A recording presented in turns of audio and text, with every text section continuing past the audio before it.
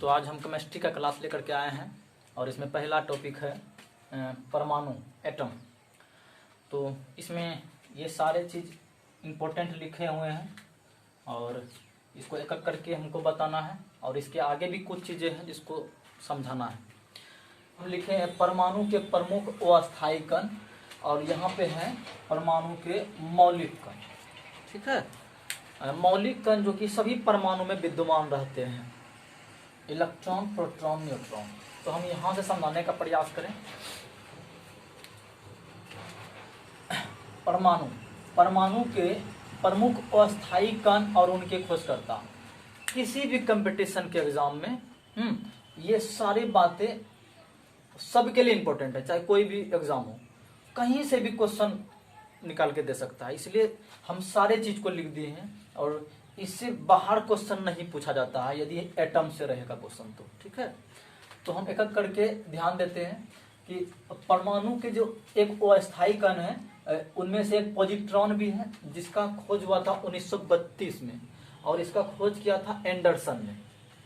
किसने किया था? एंडरसन ने। याद रखना कि पॉजिट्रॉन का खोज जो है ना 1932 ईस्वी में किया था और किसने किया था? एंडरसन ने। और इसी पॉजिट्रॉन को इलेक्ट्रॉन के प्रतिकण भी कहा जाता है। इलेक्ट्रॉन का प्रतिकण मतलब इलेक्ट्रॉन का एंटी कण, मतलब इसका एंटी कण, ये विपरीत कण है। इलेक्ट्रॉन के प्रतिकण किसको कहा जाता है? पॉजिट्रॉन को। ठीक। न्यूट्रिनो का भी खोज हुआ था 1932 ईस्वी में और वो किसने किया था? पाउली नामक वैज्ञानिक ने। यहाँ पे लिखा हुआ है पाउली नामक वैज्ञानिक ने। आगे बढ़े थोड़ा, यहाँ है एंटी न्यूट्रिनो, मतलब इसी का एंटी कण है, प्रतिकण। जिस तरह की पॉजिट्रॉन इलेक्ट्रॉन का प्रतिकण है उसी प्रकार एंटी न्यूट्रिनो कण का एंटी कण है, मतलब प्रतिकण है। और इसका खोज हुआ था 1934 ईस्वी में। किसने किया था? फर्मी नामक वैज्ञानिक ने। ठीक है, आराम आराम से समझना है। एक होता है मेसॉन कण, यानी पाई मेसॉन भी कहा जाता है कहीं कहीं, पाई मेसॉन या मेसॉन कण। इसका आविष्कार हुआ था 1935 ईस्वी में और इसका किसने किया था आविष्कार? युकावा ने। ठीक है, आगे बढ़ते हैं हम मौलिक कण। 3 मौलिक कण होते हैं परमाणु के, इलेक्ट्रॉन, प्रोटॉन, न्यूट्रॉन। इन्हीं में से कोई एक क्वेश्चन रहता है इन तीनों से। हम सारे चीजों को जानेंगे कि इलेक्ट्रॉन, प्रोटॉन, न्यूट्रॉन में क्या क्या होता है। पहले हम ये देख लेते हैं कि इलेक्ट्रॉन का खोज जो किया था वो किसने किया था? जे थॉमसन ने 1897 ईस्वी में। 1897 ईस्वी में। इससे पहले खोज हो चुका था प्रोटॉन का 1896 ईस्वी में। प्रोटॉन का खोज सबसे पहले हुआ था 1896 में। उसके बाद हुआ था इलेक्ट्रॉन का 1897 में। अब बाद में फिर 1932 ईस्वी में हुआ था जेम्स चैडविक ने किया था जिसका न्यूट्रॉन का। ठीक है, सबसे बाद में न्यूट्रॉन का हुआ था। आगे, इलेक्ट्रॉन पर आवेश होता है ऋण और प्रोटॉन पर आवेश होता है धन, मतलब पॉजिटिव चार्ज, इस पे नेगेटिव चार्ज, इस पर कोई चार्ज नहीं, इस पे मतलब इसका कोई आवेश नहीं होता है, इस पर कोई आवेश नहीं होता है। आगे बढ़े, इलेक्ट्रॉन पर जो आवेश होता है ना, ऋण आवेश में कितना होता है? 1.6 इंटू 10⁻⁻19 कूलम। 1.6 into 10⁻⁻19 coulomb. ये बहुत बार एग्जाम में पूछा जाता है। और यहाँ माइनस रहे, ध्यान देना है कि माइनस, यानी कि ये ऋण, पहले बोले ना आवेश ऋण होता है, आवेश इतना हो गया 1.6 इंटू 10⁻⁻19 कूलम। किसमें? तो ऋण में, मतलब माइनस में। यही चीज प्लस में होता है प्रोटॉन में, 1.6 इंटू 10⁻⁻19 कूलम, ये प्लस में। ठीक है, क्योंकि प्रोटॉन पे पॉजिटिव चार्ज हम पहले बोल दिए, इस पे नेगेटिव चार्ज। चार्ज दोनों सेम है लेकिन एक में नेगेटिव और दूसरे में पॉजिटिव। उधर देखते हैं कि न्यूट्रॉन पे चूंकि कोई आवेश नहीं होता है तो अगर ऑप्शन में 0 रहे तो आंसर वो हो जाएगा। और रहेगी मतलब कि प्रोटॉन, इलेक्ट्रॉन और न्यूट्रॉन में उदासीन कण कौन है? तो हम बोलेंगे न्यूट्रॉन उदासीन होता है, न्यूट्रॉन उदासीन कण है। ठीक है, आगे इलेक्ट्रॉन का द्रव्यमान भी होता है, वो कितना होता है? 9.1 इंटू 10⁻31 kg। ठीक है, कहीं कहीं केजी के जगह ग्राम दिया रहता है, तो ध्यान देना है कि इसमें 3 को डिक्रीज कर देंगे, मतलब घटा देंगे। 31 के जगह पे आ जाएगा 28 ग्राम, क्योंकि केजी को हमको ग्राम में बदलने के लिए क्या करते हैं, 1000 से गुना करते हैं, तो हम गुना करके देखेंगे तो यही आएगा। ठीक है, तो इन दोनों बातों को ध्यान देना है कि केजी में -31 हो जाएगा और ग्राम में -28 हो जाएगा। ठीक, कहीं कहीं रह सकता है इसके अप्रोक्स में -27 भी, तो वो ऑप्शन के अनुसार सही मानना है। इसमें है प्रोटॉन का द्रव्यमान, ये होता है 1.67 इंटू 10⁻⁻27 kg। अब इसमें भी कभी कभी ग्राम में पूछ देता है, तो इसमें भी 3 डिक्रीज कर देंगे, घटा देंगे, तो 27 में 3 घटाएंगे 24, तो यहाँ इधर तो सेम है, यहाँ पे इसका पावर जो है -24 हो जाएगा ग्राम में। ठीक है, न्यूट्रॉन में जाएंगे तो इसका द्रव्यमान प्रोटॉन के द्रव्यमान के बराबर होता है। जो प्रोटॉन का परमाणु द्रव्यमान होता है, मतलब जो प्रोटॉन का द्रव्यमान होता है वही न्यूट्रॉन का द्रव्यमान होता है, कोई अंतर नहीं। ठीक है, केजी में भी यही, यहाँ केजी में वही है, ग्राम में जो है यहाँ ग्राम में वही है। ठीक है, तो ये तो थी मूल बातें इलेक्ट्रॉन, प्रोटॉन और न्यूट्रॉन से संबंधित। ठीक है, अब एक क्वेश्चन इसमें और उभर के आता है, उसको कई एग्जाम में पूछता है, हम उसको भी देख लें।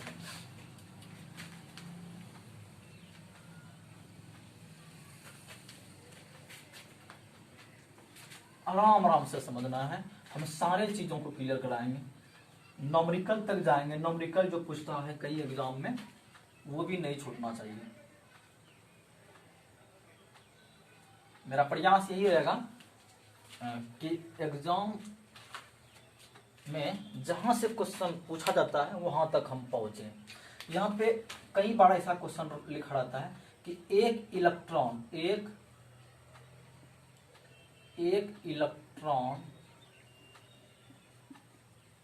बराबर कितना, इलेक्ट्रॉन पर कितना चार्ज होता है, तो हम क्या बोले, वही होता है 1.6 इंटू 10⁻⁻19 कूलम। ठीक है, यानी कि एक इलेक्ट्रॉन बराबर 1.6 इंटू 10⁻⁻19 कूलम। ये याद, हमेशा माइनस लिखना जरूरी नहीं है। ठीक है, याद रखना कि ये माइनस में होता है, इलेक्ट्रॉन पर आवेश जो है ना माइनस में होता है, ऋण चार्ज होता है, इसीलिए कहीं कहीं ये पूछ देता है कि 1 कूलम बराबर कितना इलेक्ट्रॉन। ठीक है, 1 कूलम आवेश यदि दिया रहे तो कितना इलेक्ट्रॉन, तो 1 कूलम को स्थिर रखेंगे तो 1 ये हो जाएगा, नीचे आ जाएगा ना, 1 हो जाएगा 1.6 इंटू 10⁻⁻19 कूलम। ठीक है, सॉरी यहाँ कूलम है ना, तो इधर जो भी वैल्यू निकलेगा वो इलेक्ट्रॉन में निकलेगा। तो इसको जब सॉल्व करते हैं तो 1 इलेक्ट्रॉन बराबर होता है 6.25 इंटू 10⁻18 इलेक्ट्रॉन।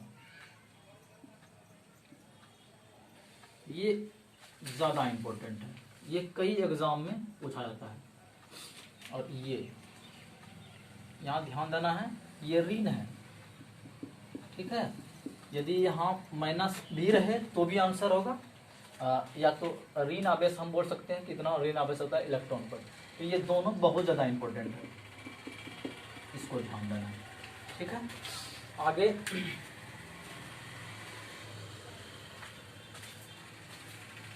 एक चीज और इंपॉर्टेंट है, इसमें पूछा जाता है कभी कभी परमाणु का आकार या त्रिज्या, परमाणु की त्रिज्या पूछ दिया। कई एग्जाम में ये पूछता है, इसलिए ध्यान देना है। परमाणु की त्रिज्या रहेगी और नाभिक की त्रिज्या रहेगा, नाभिक की त्रिज्या। ठीक, तो याद रखना है कि चूंकि नाभिक की त्रिज्या तो कम होगी, परमाणु की ज्यादा, तो एक का होता है 10 पर पावर -14, एक होता है 10 पर पावर -10, किसमें, मीटर में, याद रखना है। ठीक है, और या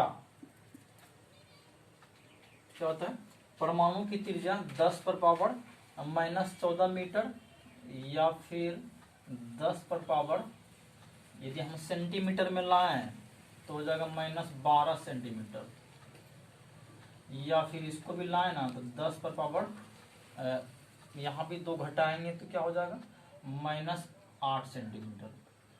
ठीक है, ये भी इंपॉर्टेंट था, ये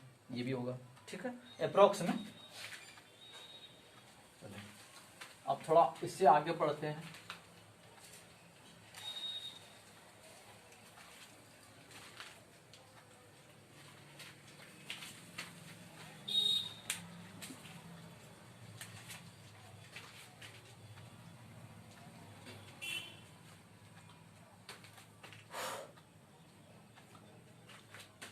एक होता है कक्षा,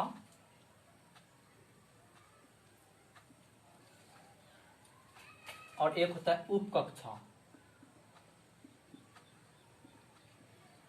सेल बोलेंगे इंग्लिश में, इसको सब सेल बोलेंगे। कक्षा में आ जाता है KLMN,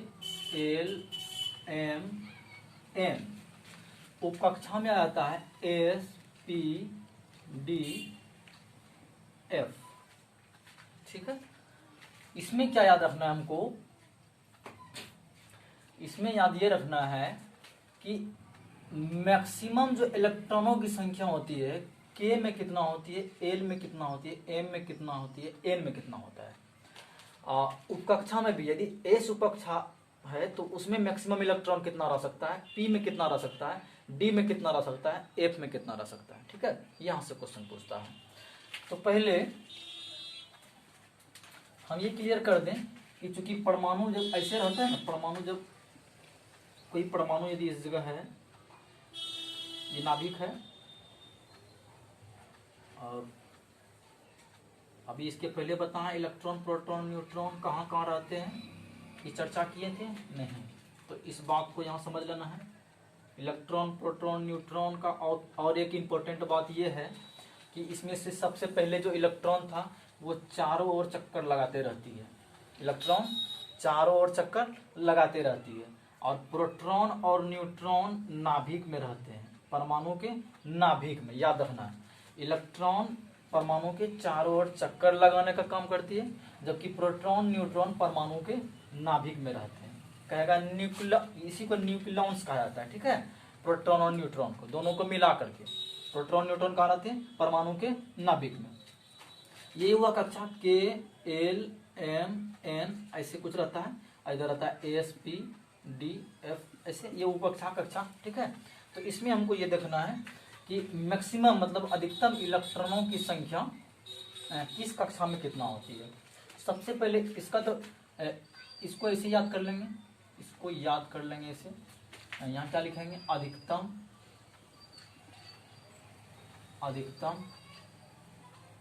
इलेक्ट्रॉन, ठीक है। अधिकतम एस को, एस के अंतिम मतलब एस कितना रख सकता है इलेक्ट्रॉन को, 2, ये 6, और ये कितना, ये 10, और ये 14, याद रखना है। इसके लिए फॉर्मूला होता है, हम यहाँ पे लिखें कि एन कक्षा में, इस चीज को याद रखना है, बहुत इंपॉर्टेंट है, बहुत बार पूछा हुआ है। लिखेंगे कि एन कक्षा में मैक्सिमम मतलब अधिकतम, मैक्सिमम इलेक्ट्रॉनों की संख्या, मैक्सिमम इलेक्ट्रॉन्स की संख्या, इसके बराबर डायरेक्ट किसी भी एग्जाम में ऐसा पूछता है कि एन कक्षा में इलेक्ट्रॉनों की अधिकतम संख्या बराबर क्या होता है, तो इसका फॉर्मूला होता है 2n², ठीक है। तो याद रखना है कि यहाँ k कक्षा था, यदि हम n की जगह दे दें k, कक्षा क्या है k, तो इसमें जो है ना मैक्सिमम इलेक्ट्रॉनों की संख्या कितनी हो जाएगी, तो k है 1 नंबर पे, k कितना नंबर पे है, 1 नंबर पे, तो यहाँ पे लिख देंगे 2 इंटू n का मान दे देंगे 1, तो हो जाएगा 2, ठीक है। यदि हम 2 नंबर की बात करें तो 2 नंबर पे l है, और l कक्षा में मैक्सिमम इलेक्ट्रॉन की संख्या हो जाएगा 2 इंटू n का मान यहाँ क्या बैठाएंगे, 2 नंबर पे है तो 2 बैठाएंगे, तो 2 हो जाएगा, कितना हो जाएगा, 2 दूनी 4, दूनी 8 हो जाएगा यहाँ, ठीक है। यदि 3 नंबर की बात करें तो 3 नंबर में है m, तो m में मैक्सिमम इलेक्ट्रॉनों की संख्या हो जाएगा कुछ नहीं करेंगे, 2 इंटू एन स्क्वायर यानी 3 पर स्क्वायर, 3 3 9 दूनी 18। ठीक है, दिखाई दे रहा है।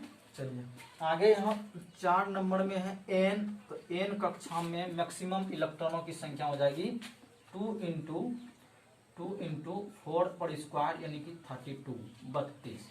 तो यही इंपॉर्टेंट है, ये इंपॉर्टेंट है, ये इसको बढ़िया से देखना है।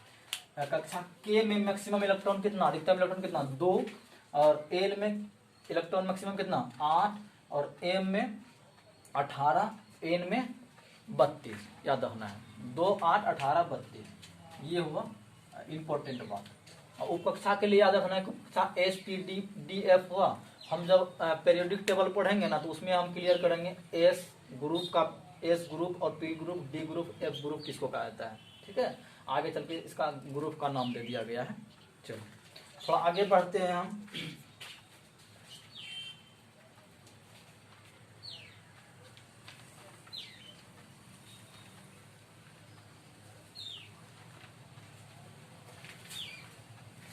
इसी से क्वेश्चन आता है।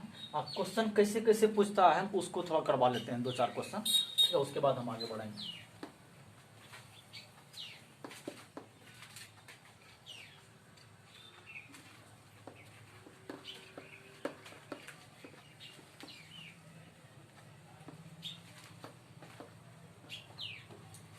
एग्जाम में क्वेश्चन ऐसा पूछ जाता है कि कुछ भी रह जाए, जैसे क्वेश्चन नंबर हम 1 लिखें, लिखा रहेगा एम सेल में, एम सेल मतलब कक्षा, एम सेल मतलब क्या होता है कक्षा, एम सेल में मैक्सिमम यानी कि अधिकतम इलेक्ट्रॉनों की संख्या, अधिकतम इलेक्ट्रॉन की संख्या, अधिकतम इलेक्ट्रॉन की संख्या कितनी होती है,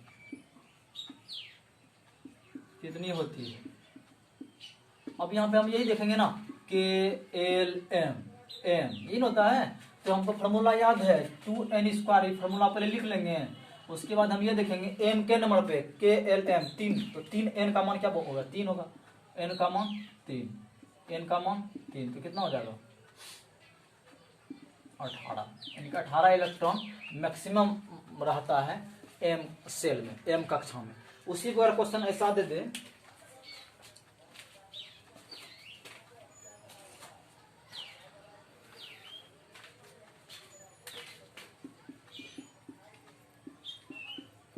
एम सेल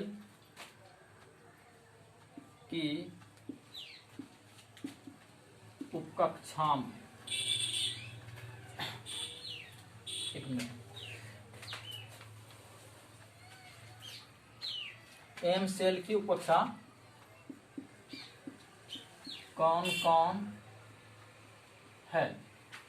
आपको ऑप्शन दिया रहेगा एस पी, ऑप्शन दिया रहेगा एस पी डी, ऑप्शन दिया रहेगा एस, और ऑप्शन दिया रहेगा एस पी डी एफ, सब दिया रहेगा।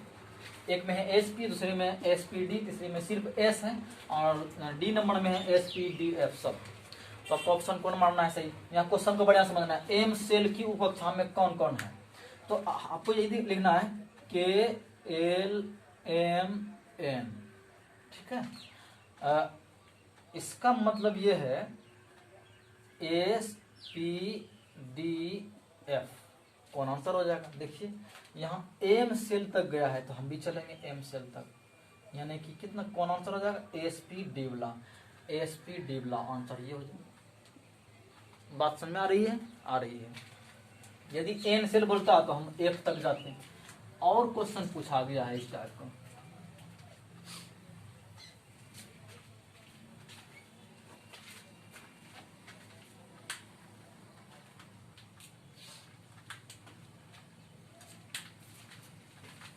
क्वेश्चन है किसी तत्व के एम सेल में, किसी तत्व के एम सेल में 2 इलेक्ट्रॉन है,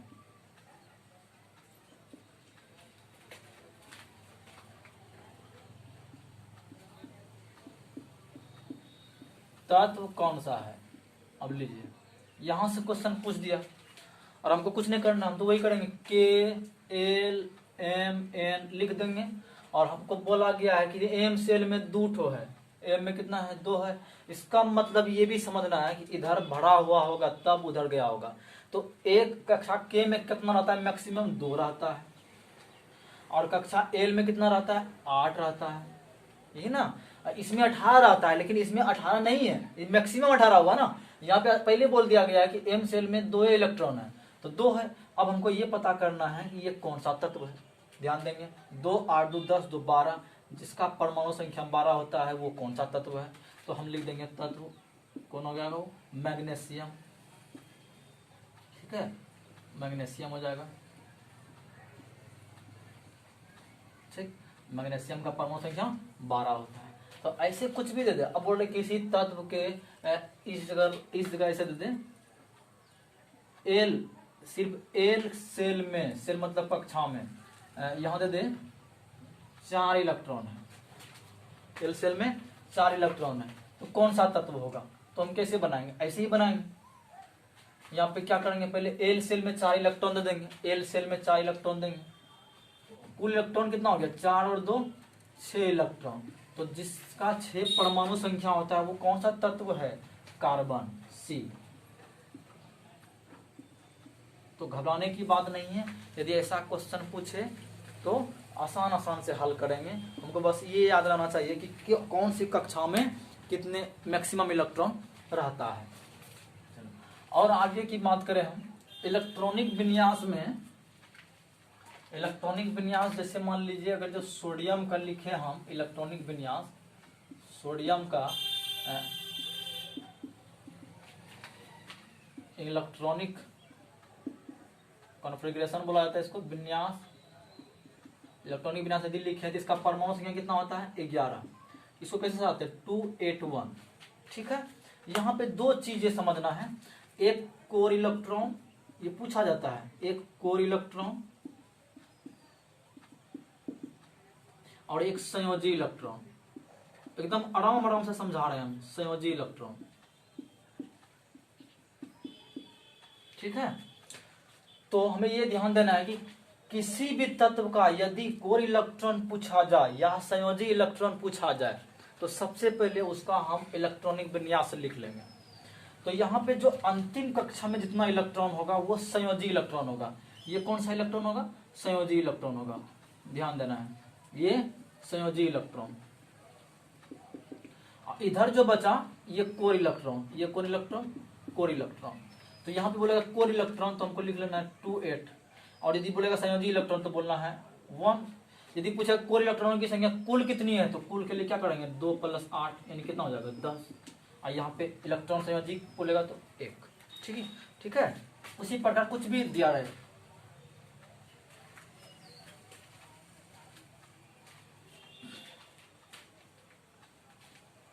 इस टाइप में क्वेश्चन ऐसा दे दे, एल्युमिनियम, एल्युमिनियम में, एल्युमिनियम के संयोजी इलेक्ट्रॉन निकालने के लिए सारे देश, एल्युमिनियम के संयोजी इलेक्ट्रॉन कितना है या कौन है। तो हमको क्या करना है, पहले इसका इलेक्ट्रॉनिक कॉन्फ़िगरेशन जो होता है, इलेक्ट्रॉनिक विन्यास, तो Al 13 होता है इसका परमाणु संख्या, तो इसका इलेक्ट्रॉनिक विन्यास हो जाएगा 283। तो हम क्या देखेंगे, अंतिम कक्षा में कितना इलेक्ट्रॉन, 3, तो यही हो जाएगा क्या, संयोजी इलेक्ट्रॉन, संयोजी इलेक्ट्रॉन। कहीं कोई परेशानी नहीं। और 2 8 हो गया कोर इलेक्ट्रॉन। इस पे क्वेश्चन पूछता है, इसलिए इसको ध्यान देना है कि ए तत्व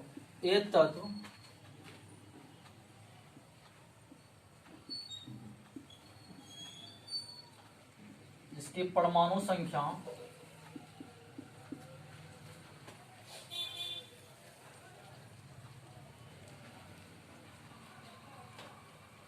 परमाणु संख्या 10, तो 10 के जगह पे दे देते हम यहाँ पे 7 दे दें, 7 है ए तत्व जिसकी परमाणु संख्या 7 है, संयोजी इलेक्ट्रॉन पूछ रहा है, संयोजी इलेक्ट्रॉन पूछे आसान है ना, इसमें भी 7 दिल्ले है, हमको तत्व नहीं खोजना है कौन तत्व है ना है, हम यही देख लेंगे 2 और इधर 6 के एल में 6 रहता है तो, लेकिन 6 2 8 हो गया, यहाँ 7 लाना है तो हम यहाँ 5 देंगे। तो अंतिम हम कहते हैं इलेक्ट्रॉन 5, तो 5 हो जाएगा आंसर। तो इलेक्ट्रॉन कितना 5।